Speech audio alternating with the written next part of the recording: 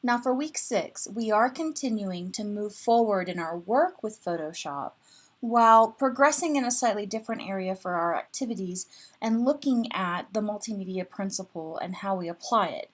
This reading does come from the Clark and Mayer text, chapter 4.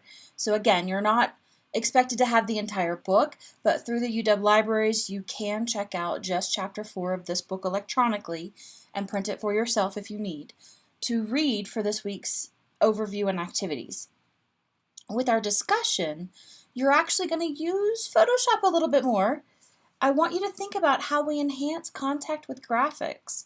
So looking at that chapter that you've just read, using these awesome new skills that you've developed or refined for the more experienced users, you're going to give me something that you would actually see in a class. It can be a mock-up or a full-on, this is what a graphic should be.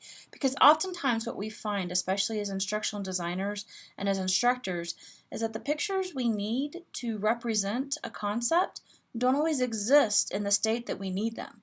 So we either have to mesh together existing images or create them from scratch.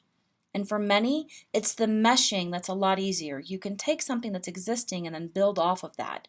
And that's one of the reasons why I have you playing with Photoshop in this way, so that when we get ready to actually create video tutorials, if there are images you need to manipulate, you have the skills to do that.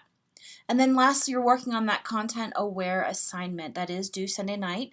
I have already graded your composites, so please check your gradebook for comments and details on those grades. If you have any questions, just let me know.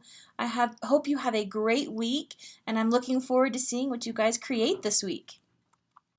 Use the on-screen navigation to access another section of this week's overview.